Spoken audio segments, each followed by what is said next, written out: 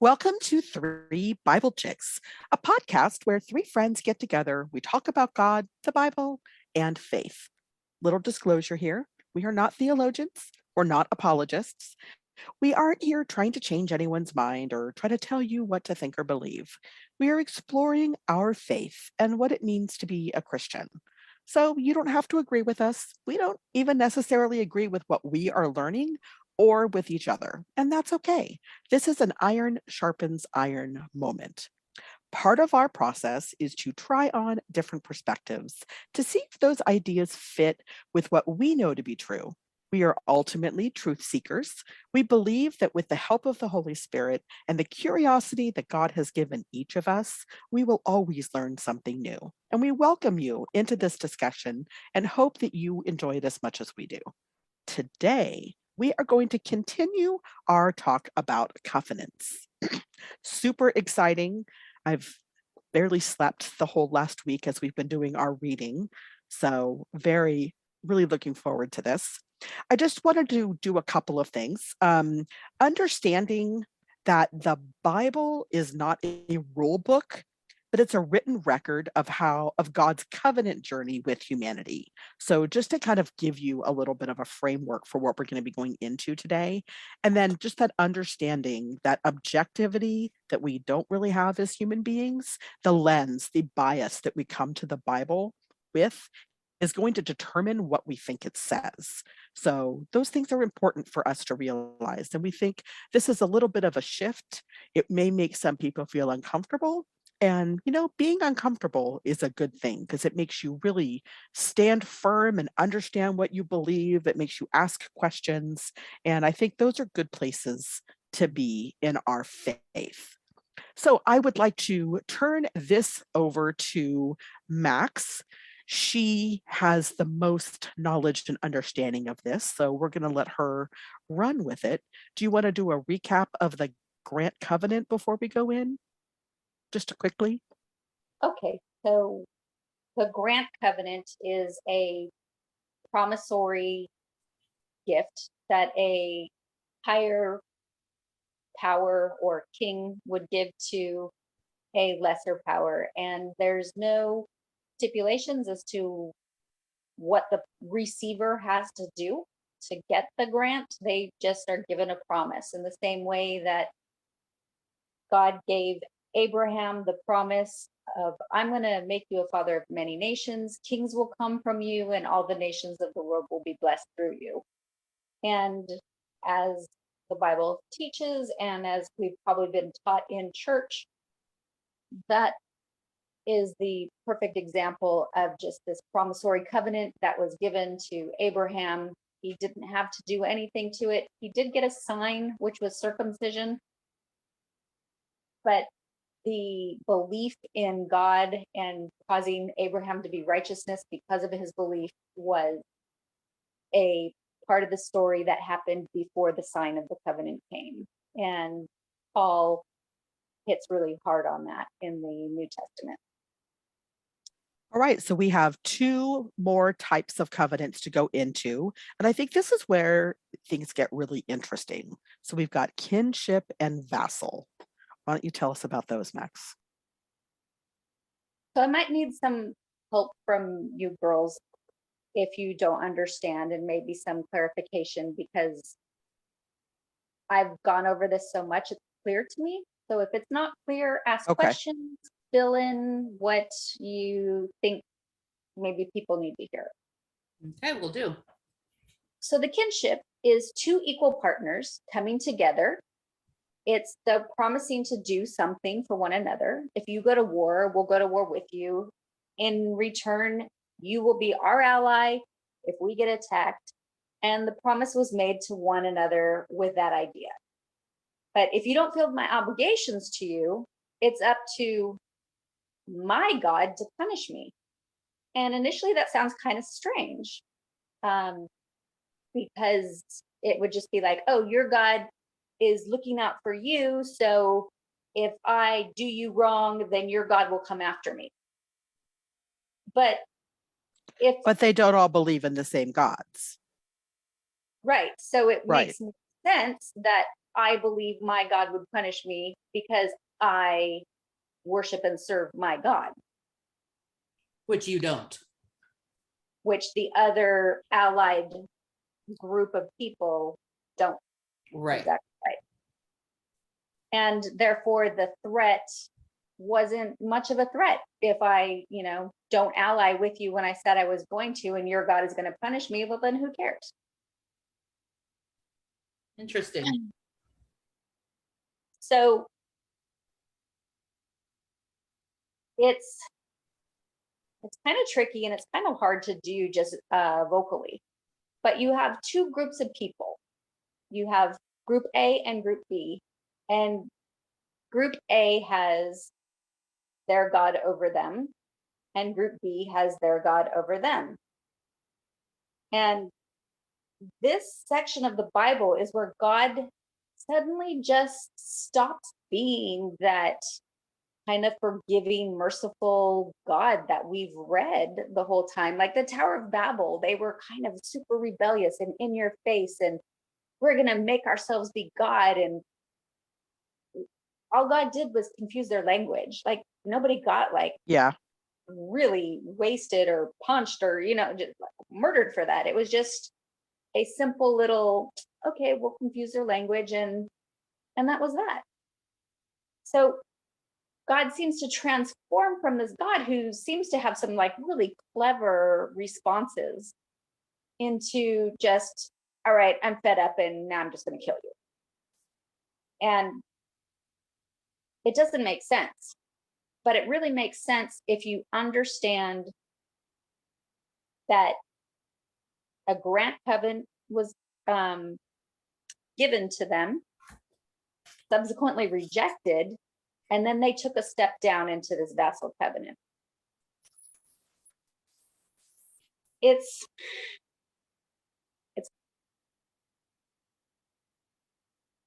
so the Israelites had God as their covenant partner on one side, but then God as their God who would punish them when they broke covenant with their covenant partner, who was also God. It's kind of confusing. But when they broke covenant with their God, God had to punish them. And it puts them in a really odd, unenviable position because that's not who he wanted to be for them. He wanted to be their God. He wanted to be their father, their nurturer, that El Shaddai, the loving, protecting God. But now he was put into a position where when you don't follow my rules, now I have to punish you. And that's where we find most of the story of the travels through the wilderness.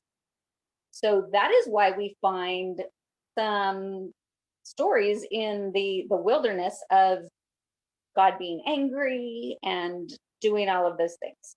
Okay, we'll come back to that in a minute, but I just want to kind of clarify the vassal covenant, and then we can get back to what happened in the wilderness.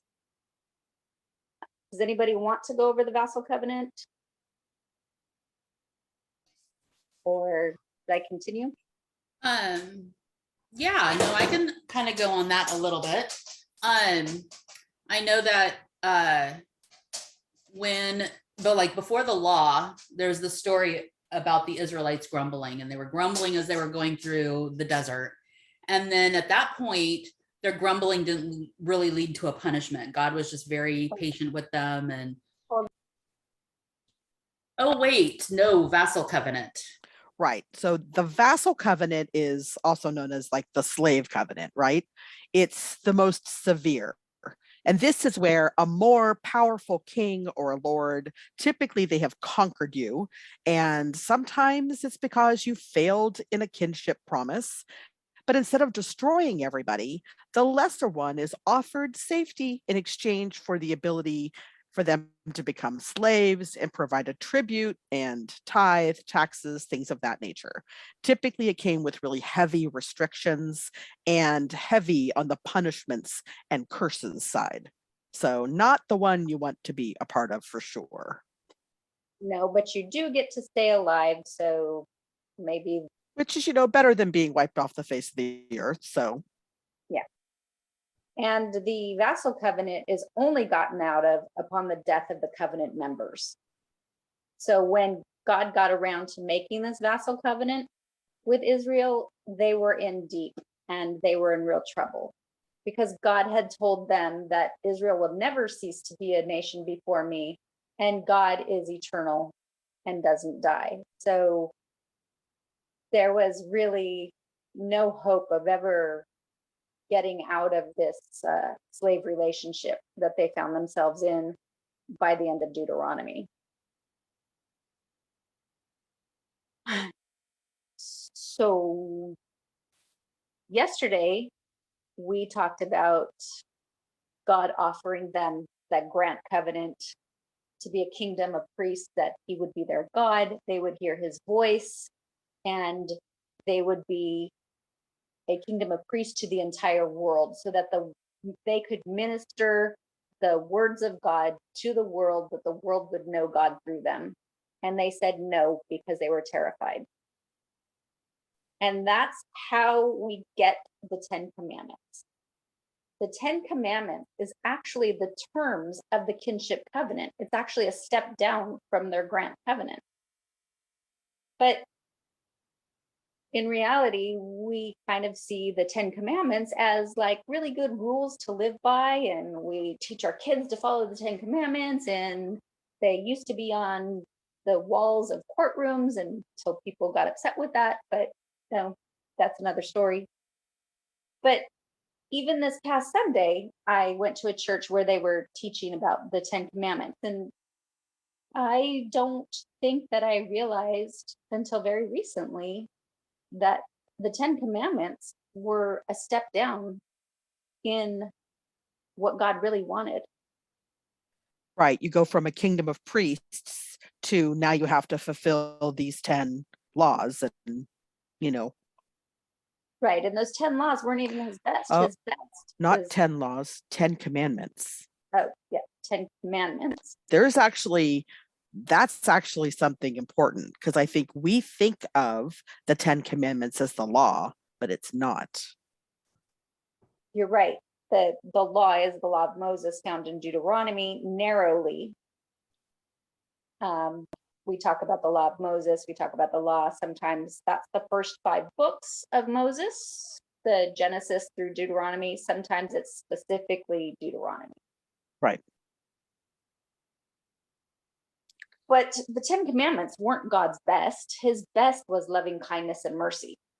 And that's how we had seen him behaving and treating all people kind of before this turn of events.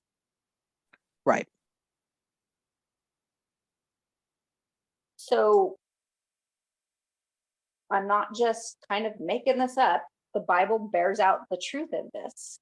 And as an example of God's actions pre and post 10 Commandment vassal covenant, you can see it in these stories. And we'll probably put the slide up with the actual biblical address. But you guys want to give some examples? So before the law, we have the story of the Israelites grumbling. And at this point in their grumbling, no punishment. And then after the law is given, we have the Israelites grumbling yet again. And that led to a destroying fire, came in and kind of burned a bunch of stuff up. Another is before the law, we have the Israelites grumbling, this time about manna and the quail, and there's no punishment. And then after the law, the Israelites are grumbling, yes, again, about the manna and the quail, but now it leads to this killing plague. So you can see that there's this differentiation going on, even though the same, things are happening. Again, another story. Before the law, there's a Sabbath violation, but it only gets like a reprimand, just a slap on the hand. And then after the law, that Sabbath violation results in death by stoning. I mean, like, yikes. Yep. And then another one before the law, the Israelites, surprise, grumbling again, this time over water, and it led to no punishment. And then there they go, grumbling over food and water. But now that the law is in place, the Lord sends deadly serpents among the people. So vast difference in how they're being treated. And don't you kind of read those stories and go like, wow, that seems like way out of hand. Like, oh, that Yeah. escalated quickly. You know, that long-standing joke. Well, that escalated quickly. Like they're grumbling about water. I mean, yeah, they're in the desert. There's no water. And so God sent snakes to kill them? Like what? It seems over the top, but it's not over the top because they asked for that covenant. They didn't receive the gift, and they forced God's hand to be their punisher when they didn't like what he was doing. So the Israelites are out there and they're grumbling and complaining, and God's finally had enough. And he says, Moses, get out of the way. I'm going to destroy these people, and I'm just going to start all over with you because I've had it. And Moses argues with God, but he doesn't say, hey, don't do that. He knows that they deserve death according to the structure that they're now under. But he says to God, hey, no, remember your covenant with Abraham?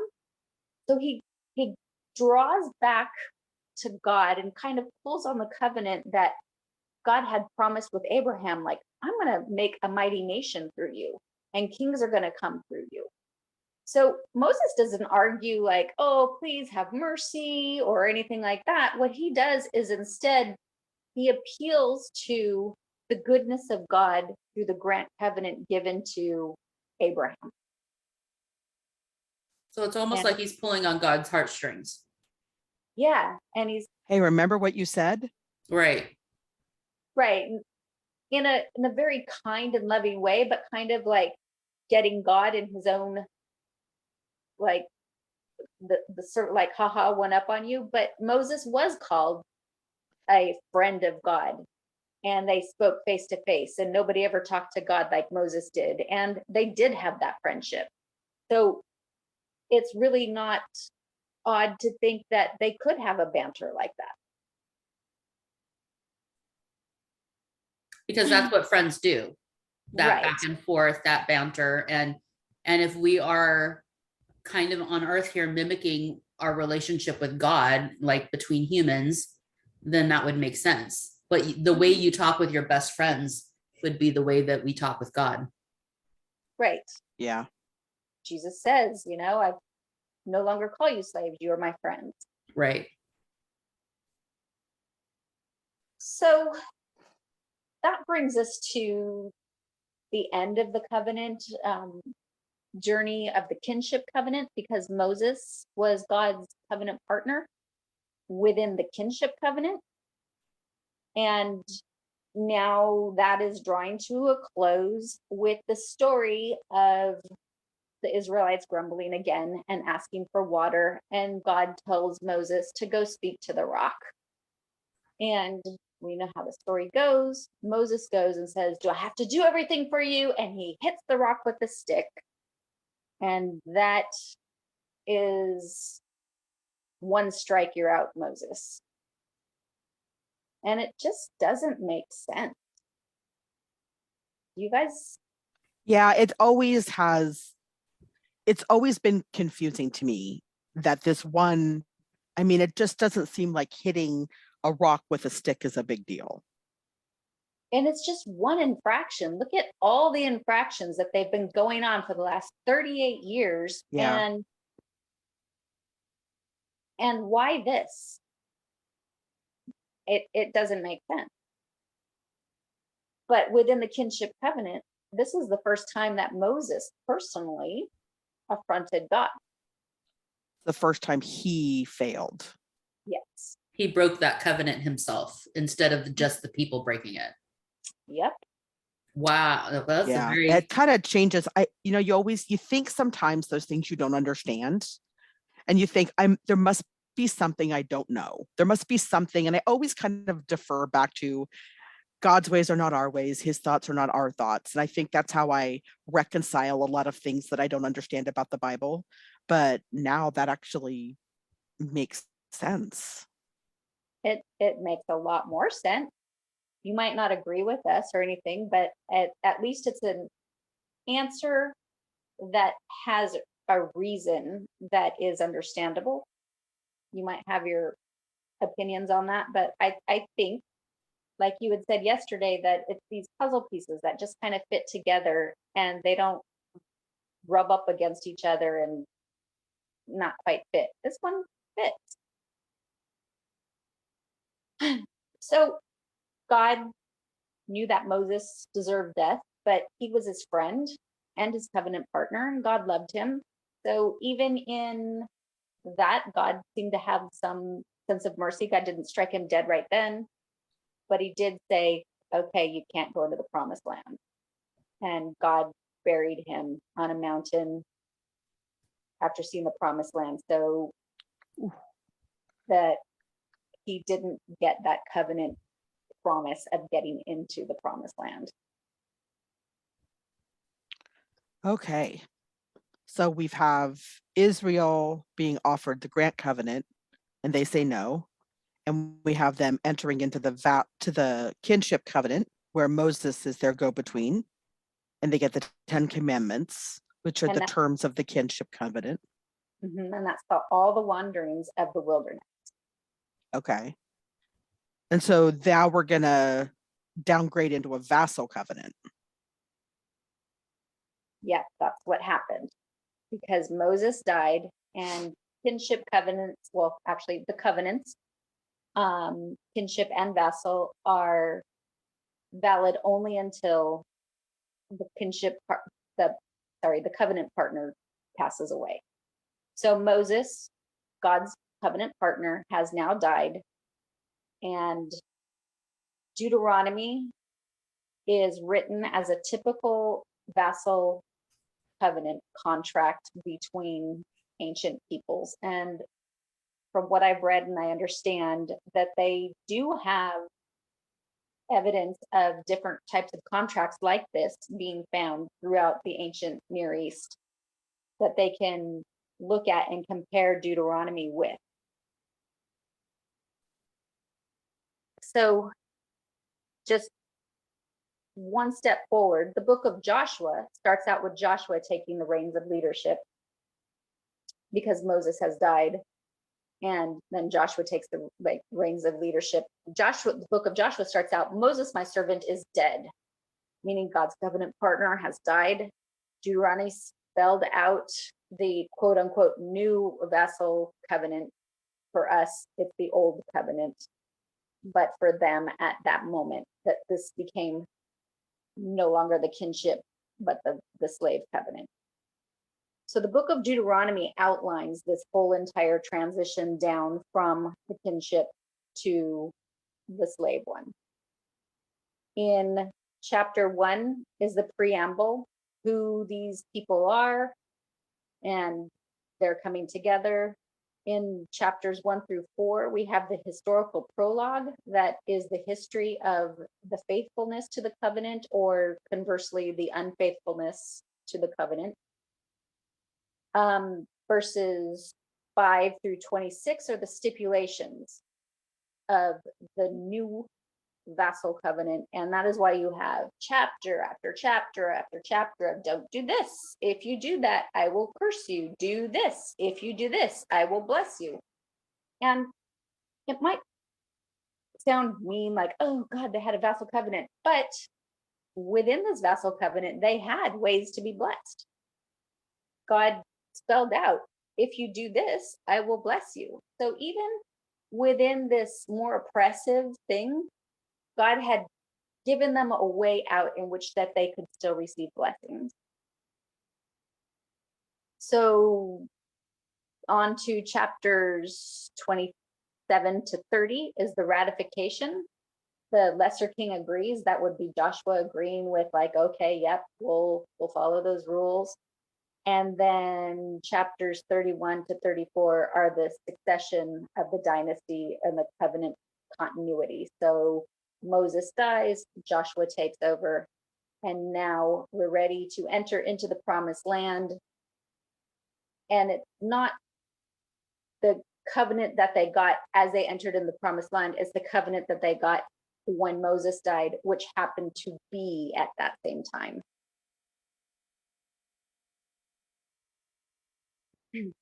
So that's where they are, and that's how those covenants came to be. And I always like to point out and reiterate that that is not the what we have. We have an entirely better one. Hebrews says it over and over. We don't have to live by those rules. And yeah, I'm not saying, hey, you don't even have to live by the 10 commandments. I'm saying that God's better commandments are grace, mercy, and love. And I think that's what he was always pointing to. You know, one of the things that you pointed out is that these kinds of covenants were very common in the near in the ancient Near East. This is a normal thing. Like, it seems odd to us today, but it was really common back then. And that when God puts his vassal covenant together, what he does is better than what the other kinds of gods did, what the other peoples did. Even his, like, lower, the vassal, the slave covenant, still had better terms in it than most people would have experienced. Right, because if you stole something back then, in the surrounding countries, you got your hands cut off. Right. But God's punishment, or the result of your indiscretion, is you have to pay back 7 times what you stole. And I think there was something else added to that, but it was definitely better than getting your hands cut off. Oh, yeah. Yeah. I mean, you don't lose like your livelihood.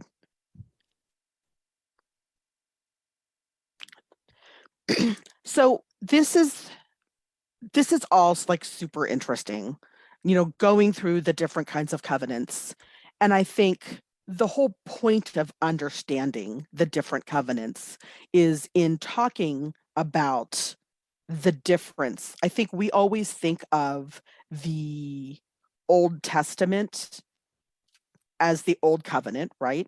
But The it's entirety of the the old. entirety of the Old Testament as the Old Covenant, because we all have been taught, or I have anyway, that testament equals covenant. Right. And I'm not saying that's not accurate, but it's just talking about what the parameters of that are. What we're saved from is the vassal covenant, because the 10 commandments that was the kinship, and it became the vassal, right? Right. And what we're Okay. saved from is the punishments and consequences of that. But we've been upgraded into a better covenant because of the promises that God gave both Abraham and David. And I think we're going to talk about that next time. Yeah. So this gets so good. And I'm sorry that we're breaking it up into like so many parts, but we've had a little bit of difficulty just having enough time to record everything. And we really want to make sure. So I think we're probably going to drop these next two maybe together.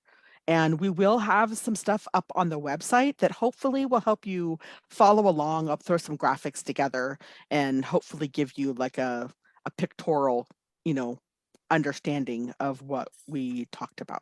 Right. Chris asked a really great question. She asked, if the covenant partner was Moses, why did Israel get punished? And that Moses was the mediator of the old covenant, and Hebrews talks about that the old covenant was put into place and through angels, and that Jesus is the mediator of the new covenant. And we might go into this more. It sounds a little odd. I struggled with this idea that the new covenant is made with Jesus, not with us. That the new covenant that we have when we say we're under the new covenant, but what that actually means, and I think this needs to be explained a little bit more, and we'll go into it next time a little bit, but that God made this new covenant with Jesus, but the Bible says that we are in Jesus. So it extends to us. And that's in the argument that Romans puts forward, is that all the nations will be blessed in your seed, and seed is one, but we are in that seed. So in that same way that the promises of that covenant went from Moses to the rest of Israel, it's the same kind of picture that these promises came to Jesus and then spread to the rest of the church. Does that make sense, Chris? Yeah. So I kind of got distracted when you said that the new covenant is made with Jesus and not us. And I just think that is so good and so amazing, because there's no standard of expectation upon God's people. We accept the gift. We accept that Jesus is God and that he died for us, and that he is our God and he is our King and Lord of our lives. And that's it. And then we just proceed with relationship.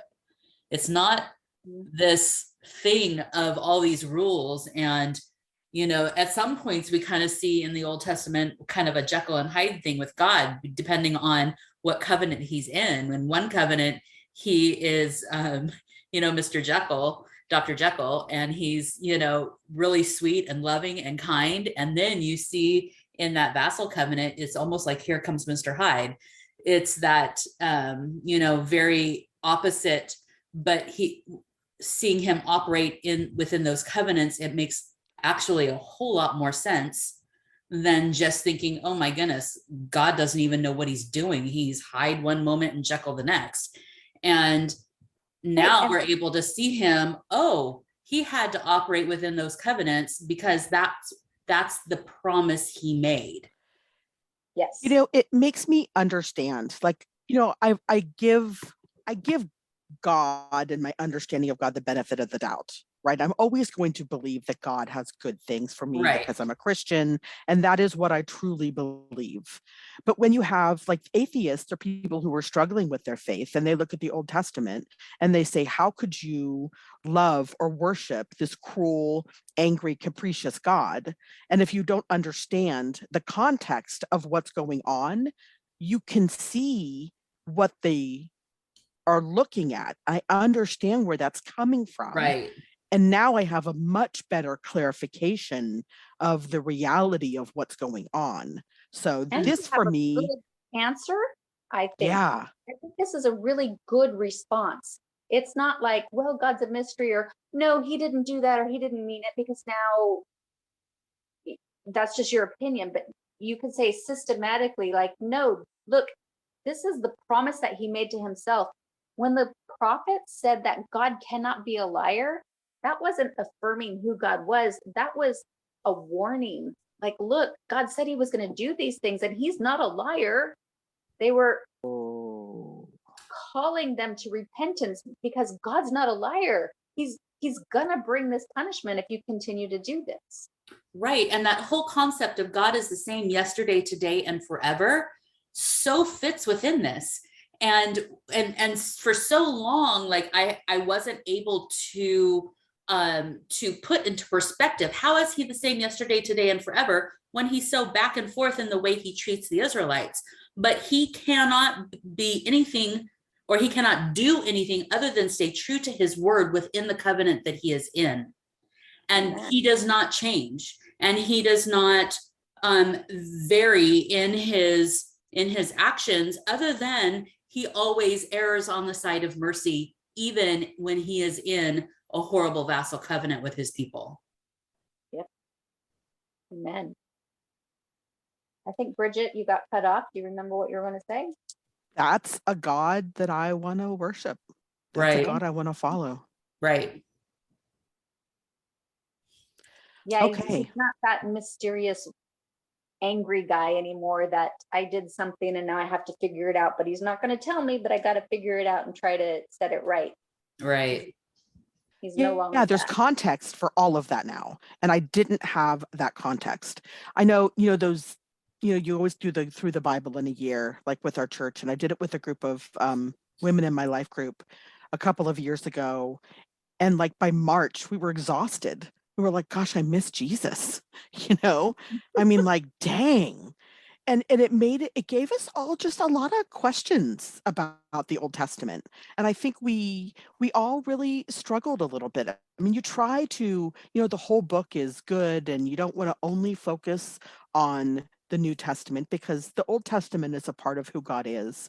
But now that I have this covenantal understanding of what's going on, when I read the Old Testament now, I see hope. I really see Jesus on every page.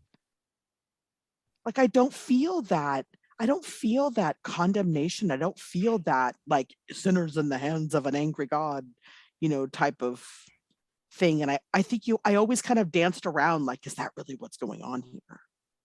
So I'm deeply grateful for this understanding. Right. I am too. I think it's really beautiful and it paints a really beautiful picture. So I do want to kind of give maybe a teaser for next time, because I said that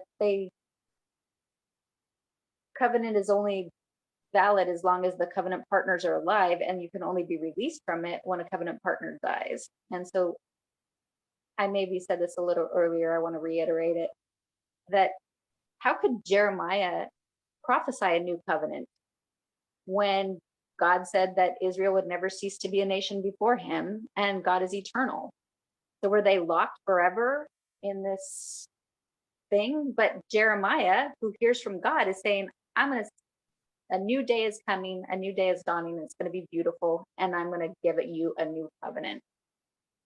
And that is where Jesus is in.